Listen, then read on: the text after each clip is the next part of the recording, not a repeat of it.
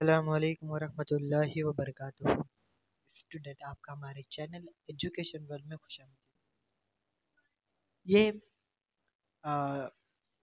Science और technology जो 10वीं जमात और हिस्सा अव्वल के जो पहला चैप्टर है शक्ली कशिश, उसका वीडियो की थर्ड पार्ट है। और इस वीडियो की से पहले पार्ट 1 और पार्ट 2 की वीडियोस अपलोड कर दी गई है। अगर आपने वो वीडियो नहीं देखा है तो सबसे पहले आप जाकर उसे देखिए। वो वीडियो आपको इस वीडियो की डिस्क्रिप्शन में और इस वीडियो के आखिर में दोनों जगह आ, है। आप जाकर दोनों में से किसी एक पर वीडियोस पहले देख सकते हैं। इसके बाद आकर आप पार्ट वाइज देखें ताकि आपको इस सबक अच्छे समझ में आए। और जब भी आप हमारे चैनल पर वीडियो देखें तो आप अपनी टेक्स्ट बुक साथ में लेकर बैठा करें, क्योंकि मैं जब वीडियो बनाता हूँ तो साथ में एक्सप्लेन के साथ साथ में जो इम्पोर्टेंट लाइन है, जो क्वेश्चन बना सकते हैं और क्वेश्चन बन सकते हैं और कौन से क्वेश्चन एग्ज़ाम में पूछे जा सकते हैं और कौन से पूछे गए हैं, इस सब की है अंडरलाइन करने के लिए कहूँगा। तो आप प्लीज़ पेंसिल और टेक्स्ट बुक साथ में लेकर बैठे। तो चलिए हम इस वीडियो को शुरू करते हैं। अगर आप हमारे चैनल पर नए हैं तो प्लीज़ हमारे चैनल को सब्सक्राइब करें, बेल आइकन ज़रूर दबाएं और हमारी इस वीडियो को लाइक करें और हमारे इस चैनल तालीमी चैनल को ज़्यादा से ज़्यादा शेयर करें ताकि ये तमाम तलबा तक हमारी ये चैनल से फ़ायदा हासिल कर सके। तो चलिए हम पार्ट थर्ड की जो वीडियो है वो हम शुरू करते हैं। तो आज हम इस पार्ट थर्ड में ज़मीन की शक्ली सॉरी एक मिनट।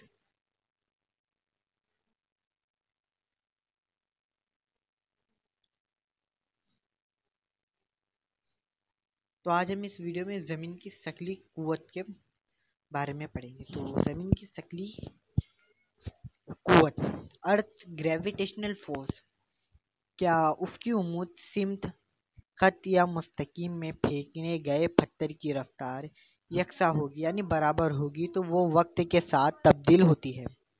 किस तरह तब्दील होगी? वो पत्थर मुसलसल ऊपर क्यों नहीं जाता? कुछ बुलंदी पर पहुंचकर वापस ज़मीन के नीचे क्यों गिरता है? इस सबसे ज़्यादा बुलंदी किस बात पर मुनहसर होती है? कभी आपने सोचा है कि जब भी हम कोई बॉल या गेंद जब फेंकते हैं तो जब हम जितनी ताकत से उसे ऊपर फेंकेंगे तो वो ऊपर जाएगी। तो वो जब हम उसे ऊपर फेंकेंगे गेंद को तो वो यकसा रफ्तार में फेंकेंगे और जब ऊपर जाने के बाद वो कुछ सेकेंड के लिए रुक कर जब जो नीचे आते वक्त उसके साथ में जो वक्त के साथ तब्दील होती रहती है, वो तब्दील किस तरह से होगी? वो पत्थर मुसलसल ऊपर क्यों जाता है, टेढ़ा क्यों नहीं जाता है, तिरछा क्यों नहीं जाता है और कुछ बुलंदी पर पहुंचकर वापस नीचे क्यों आता है? तो ये शक्ली यानी अर्थ ग्रेविटेशनल फोर्स की वजह से होता है। शक्ली कुव्वत की वजह से शक्ली कुव्वत जमीन यानी जमीन तमाम शय को अपनी तरफ कशिश करती है, तो उसे ज़मीन की शक्ली कशिश कहते हैं।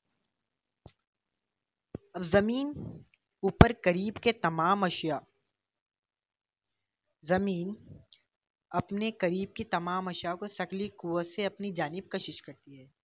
जब आप चलते हैं, दौड़ते हैं तो आपने कभी सोचा है कि हम ज़मीन पर ही क्यों रहते हैं? क्यों हम जब कूदते हैं, उछलते हैं तो वापस ज़मीन पर क्यों आते हैं? हम जब कूदते हैं तो ऊपर ही हवा में क्यों नहीं होते? तो ये सब ज़मीन की शक्ली कशिश की वजह, शक्ली कुव्वत की वजह से होता है। ग्रेविटेशनल फोर्स की वजह से हमें ज़मीन अपनी जानिब खींचती है। ज़मीन का मरकज़ कीमत इसके मरकज़ में होता है। इसलिए किसी भी शय पर ज़मीन की शक्ली कुव्वत ज़मीन के मरकज़ की सिमत होती है। ज़मीन का जो मरकज़ होता है, जो एक सर्कल होता है, सर्कल का मरकज़ होता है, तो जो जैसे ज़मीन की मरकज़ की सिमत में उसकी शक्ली कुव्वत होती है। तो लिहाजा इस कुव्वत से शय उसकी उम्मूद की सिमत में सीधी नीचे गिरती है। उम्मूद यानी सीधी नीचे गिरती है। इस तरह हम जब किसी पत्थर को उसकी उम्मूद की सिमत सीधे सीधे ऊपर फेंकते हैं तब ये कुव्वत इस नीचे की जानिब कशिश करती है और इसकी रफ्तार कम करती है। मुसलसल अमल करने वाली इस कुव्वत की वजह से कुछ वक्फे के बाद रफ्तार सिफर हो जाती है और इस कुव्वत के नीचे में पत्थर नीचे ज़मीन के मरकज़ की जानिब आने लगता है। तो मैंने जैसे कहा था, जब आप ये जो है तजुर्बा कर कर देखें कि एक बॉल लें और बॉल को आप ऊपर फेंकें, हवा में फेंकें, तो आप देखेंगे कि आप जितनी ताकत लगाएंगे वो इतनी बुलंदी पर जाएगा और बुलंदी पर जाने के बाद जब इसकी रफ्तार सिफर हो जाएगी, ज़ीरो हो जाएगी और बॉल रुक जाएगा। रुकने के बाद मतलब रुकेगा, मतलब एक दो लम्हे के लिए वो रुकेगा। फिर इसके बाद जब ज़मीन की जानिब ज़मीन के मरकज़ की जानिब जब आने लगेगा तो वो ज़मीन अपनी कशिश यानी कुव्वत शकली कशिश की वजह से वो ज़मीन की तरफ आने लगता है। तो इंशाल्लाह जो आप नीचे देख रहे हैं मिसाल नंबर, तो आप देख रहे हैं कि मिसाल नंबर एक और मिसाल नंबर 2 इंशाल्लाह इस लेसन के बाद मैं इसकी वीडियोस इंशाल्लाह ज़रूर अपलोड करूँगा। तो हम नेक्स्ट वीडियो आगे बढ़ते हैं।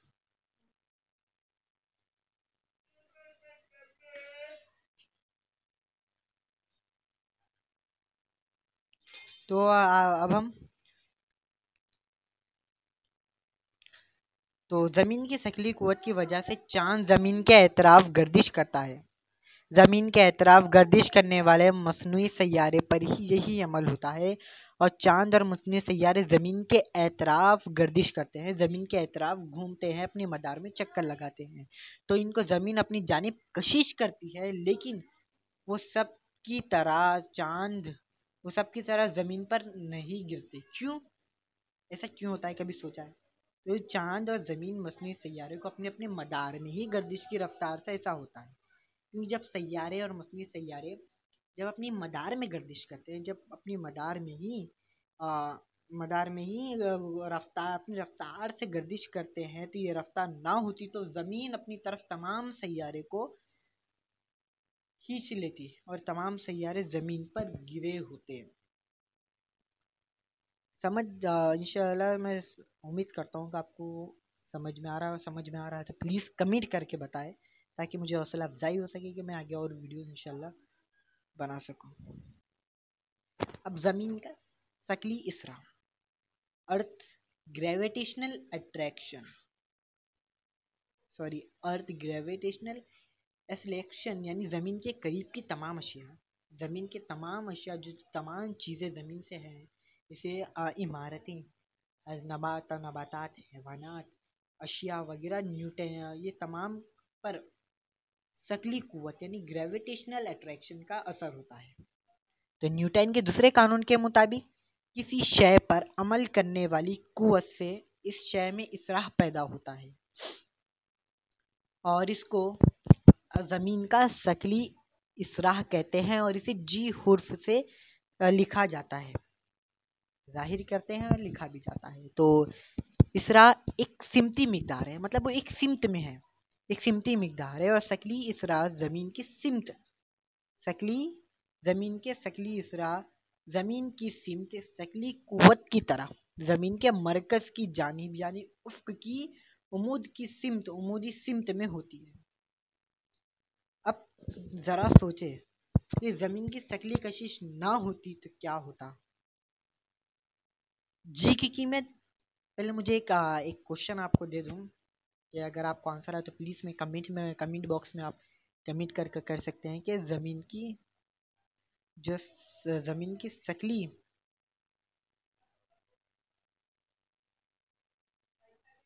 तो मैं एक क्वेश्चन आपको देना चाहूँगा कि आप देखते हैं मुझे कौन इसका आंसर देता है कि ज़मीन की शकली कशिश ना होती तो क्या होता। तो जो क्वेश्चन फर्स्ट है इसका आंसर यानी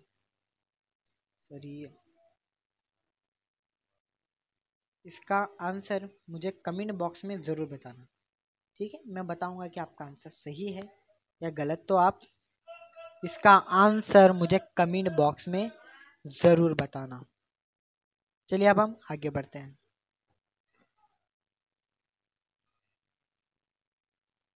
सतह ज़मीन पर जी की कीमत, न्यूटन के कानून के मुताबिक ज़मीन के मरकज़ से आर फासले पर एम की कीमत वाले। तो ये तमाम जो है ज़मीन की शक्ली कीमत जो तरीके हैं नीचे इंशाल्लाह मैं ये भी इसकी भी इस तमाम जो फॉर्मूलेस वगैरह इनकी वीडियो में इस लेसन के बाद ज़रूर बताऊंगा। सबसे पहले हम इस लेसन को ख़त्म करेंगे, फिर इसके बाद जो फॉर्मूलेस हैं हल करना है वो हम तरीके मालूम करने के वो सब इंशाल्लाह वीडियो में डालूंगा। इसलिए हमारे चैनल को सब्सक्राइब कर ले और बेल आइकन दबा दें। तो अब हम जी की कीमत करते हैं। तो मैं ज़्यादा लंबी वीडियो नहीं करना चाहूँगा, ताकि जब भी आप वीडियो देखें तो आप पूरी वीडियो देखा करें ताकि आपको पूरा समझ में आए। आप नहीं लंबी वीडियो देखने के लिए भी दिल नहीं कहता, लेकिन अगर आपको समझना है तो प्लीज़ लंबी वीडियो देख ले। इसलिए मैं आज ज़्यादा लंबी वीडियो नहीं बताऊँगा, इसलिए इसे पार्ट वाइज डिवाइड कर रहा हूँ। तो ठीक है, हम आगे बढ़ते हैं। जी की कीमत होने वाली तब्दीली। जो जी की कीमत में तब्दीली होती है तो वो सतह ज़मीन पर तब्दीली। अलीफ सतह ज़मीन पर तब्दीली। क्या सतह ज़मीन पर हर जगह जी की कीमत यकसा होगी? तो इसका जवाब है नहीं। मतलब ज़मीन की जो जी की कीमत वो हर जगह बराबर नहीं होती, क्योंकि ज़मीन की शक्ल मुकम्मल करवी नहीं है। क्योंकि ज़मीन की शक्ल करवी नहीं है, इसलिए इसकी सतह ज़मीन पर मुख्तलिफ नुकात के ज़मीन के मरकज़ से फासले के नुकात के मुकाम के मुताबिक बदलता है। यानी इसका जो है जी की कीमत सतह पर मुख्तलिफ नुकात का ज़मीन के मरकज़ से फासले नुकात के मुकाम के मुताबिक बदलता है। और ज़मीन अपने महवर के गिर्द घूमने की वजह से कुतबैन के करीब इसकी शक्ल चपाट है और इस्तवाना इलाका उभरा हुआ है। चपाट मतलब सीधी। कुतबैन के करीब इसकी शक्ल सपाट है और इस्तवाना इलाका उभरा हुआ है, यानी ऊपर साइड है, उभरा हुआ है, पहाड़ों की शक्ल उभरा हुआ है। तो यानी ज़मीन का निफ्स कुत्र कुतबैन पर कम और खत इस्तवा पर ज़्यादा होता है। तो इसलिए जी की कीमत कुतबैन पर सबसे ज़्यादा यानी 9.832 ms और वहाँ से खुतबैन पर जाते वक्त बेतरीज कम होती है। तो आपको ये एक खानापुरी टाइप में बता दूं कि आपको ये खानापुरी में पूछ सकता है कि जी की कीमिया सबसे ज़्यादा डैश पर है। तो फिर ये भी पूछ सकता है कि जी की कीमत कुतबैन पर सबसे ज़्यादा यानी डैश। ये आपको ये भी हो सकता है कि डैश की कीमत कुतबैन पर सबसे ज़्यादा है यानी 9.82 है। तो आपको जी बी ये लाइन भी आपको इम्पोर्टेंट है। अगर हम नेक्स्ट देखें आगे बढ़ें तो इस्तानी इलाके में जी की कीमत सबसे ज़्यादा कम यानी 9.78। तो ये भी आपको खानापुरी में पूछ सकता है कि इस्तानी इलाके में जी की कीमत डैश होती है या डैश है। तो ये भी आपको खानापुरी टाइप में पूछ सकता है। तो ये वीडियो लंबी हो चुकी है, तो उम्मीद करता हूँ कि इसके नेक्स्ट वीडियो में बे का जो है पता है मुझे कि मैं ज़्यादा पेज नहीं पढ़ा पाया हूँ कि वीडियो बहुत लंबी हो जाएगी। तो एक काम करते हैं, हम बे का पढ़ लेते हैं। तो ऊंचाई के मुताबिक तब्दीली। सतह ज़मीन से ऊपर जाते वक्त नुक्ते का मरकज़ से फासला बढ़ता जाता है। यानी जब हम कोई ऊंची इलाके में जाते हैं तो सतह ज़मीन से जो ऊपर जाते हैं, यानी जैसे पहाड़ या ऊंचे इलाके ये नुक्ते का जाते हैं तो नुक्ते का मरकज़ से फासला बढ़ता जाता है। यानी मरकज़ से जो नुक्ते का फासला है वो बढ़ता जाता है। और मसावत 5 के मुताबिक जी की कीमत कम हो जाती है। तो मसावत 5 जो आपको दिख सकते हैं कि मसावत 5 आपको ये जो मसावत 5 है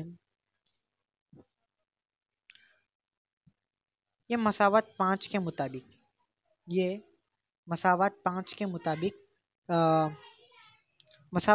के मुताबिक कम होती जाती है। मिसाल के तौर पर ज़मीन का निस्कुत्र 6400 किलोमीटर है।